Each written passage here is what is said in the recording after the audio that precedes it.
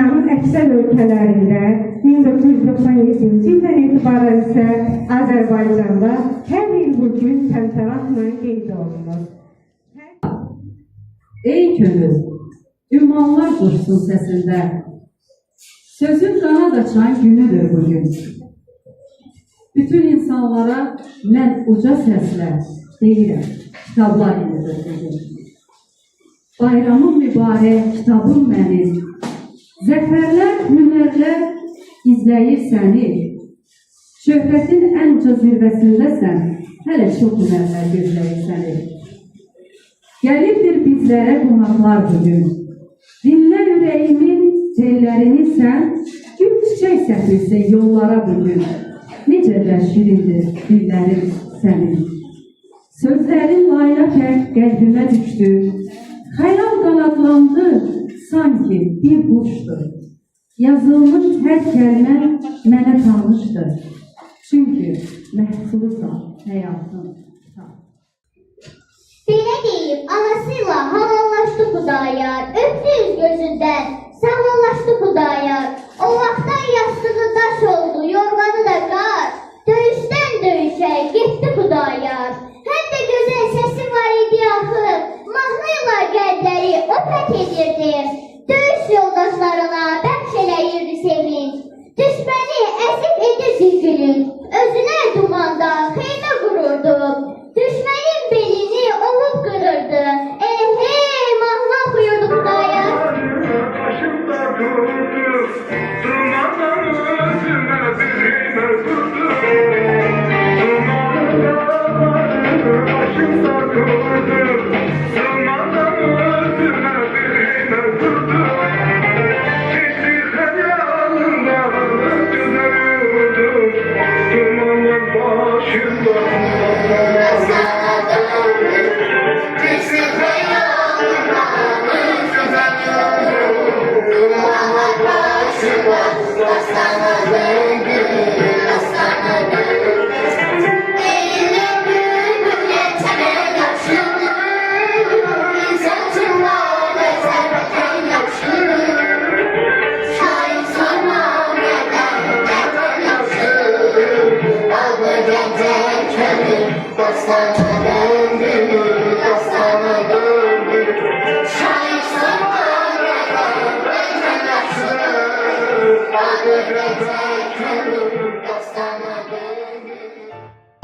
Mehriban Ağayeva'ya ait olan Fəridənin yalan hekayəsinə. Bir tənbəl qız var idi. Adı Fəridə olan bu qız birinci sinifdə oxuyurdu.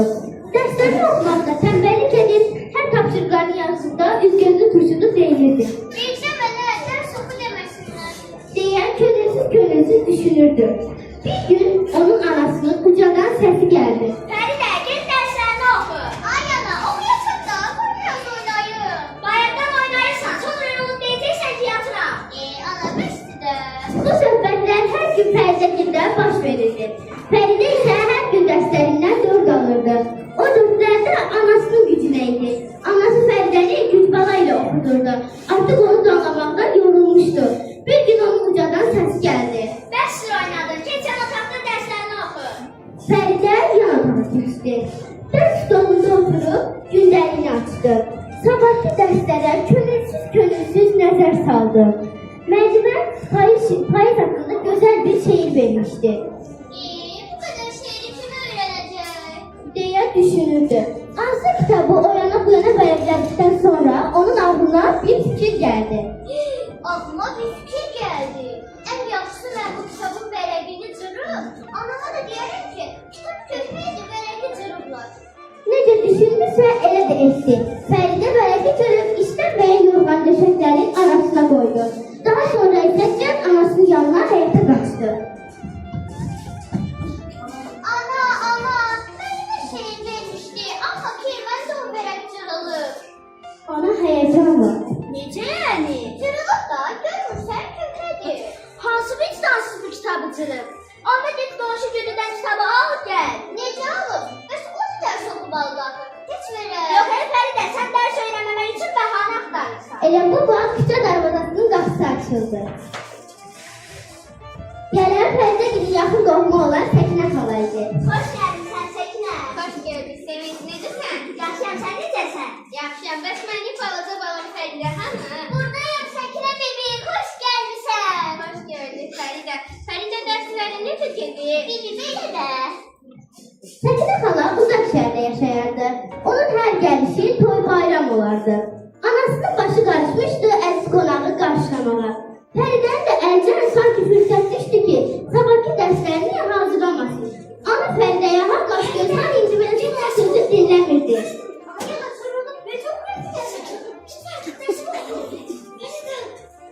Fəridə ananı dinləmirdi.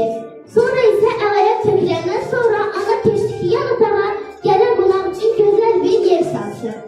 Ana təzəcə ilə qırmızı içək üzü yorğanı götürmüşdü ki, yerə sərsin. Onun arasından bir vərək düşüb yerə düşdü. Ana cəld o vərəqi götürüb ona baxdı. Nə?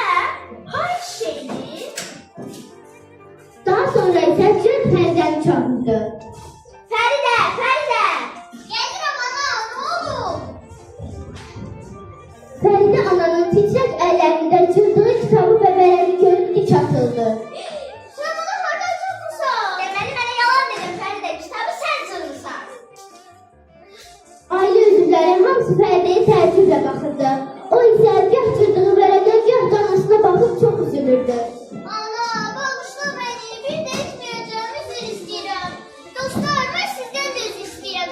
Mən bir də kitabı vərəqə cırmayacam, kəməllik etməyəcəm. Hamınızdan üzr istəyirəm.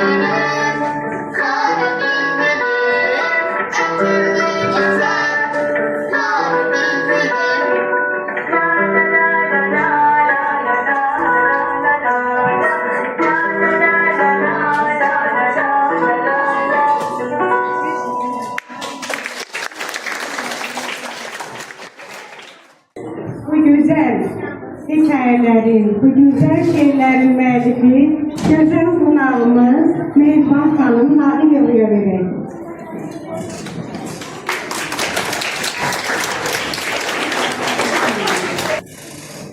Ne diyeceğimi bilmirəm, həqiqətən. O qədər sevindirsiniz ki, mən də bu uşaqlar yazıram. İstəyirəm ki, uşaqlar maariflənsin. İstəyirəm uşaqlara vətənpərvərlik bax bu cür aşılayım.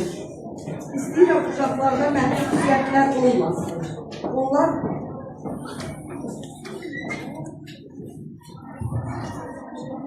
İstəyirəm uşaqlar bax belə vətənpərvər böyüsünlər. Mənim də vətənim işğaldaydı, Zəngilanlıyam mən. Deməli, bu vətən şeirləri məndə həqiqətən o qədər istəm, o qədər gözəl alır və tədbirlər də həmişə bax belə şeirləri dinləyəndə göz yaşlarıma hakim ola bilmirəm. İndi də bax belə oldu. Çox təşəkkür edirəm. Bu uşaqların müəllimlərinə təşəkkür edirəm. Belə gözəl hazırlayıb. Safra xanıma, bu məktəbin rəhbərliyinə çox təşəkkür edirəm.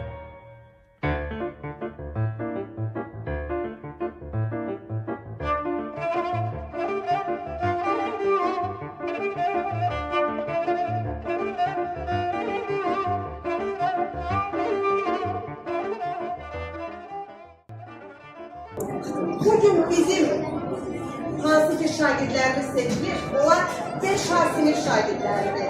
Onların çok vətənpərvər bir xanım sinif rəhbərləri var, Pərvanə müəllimə. Hansı ki, buradadır Pərvanə müəllimə, gəlin bura. Qəlbi, gözü hər zaman Qarabağ deyən, şəhidlərin ağlayan, qazilərin sevən, Azərbaycanın sevən, dininə, dilinə, prezidentinə, təhsilinə, vətəninə, xalqına xidmət edən bir xanımdır, bir müəllimdir. Bizim çox həddindən artıq geniş bir kitabxanamız var, zəngin bir kitabxanamız var.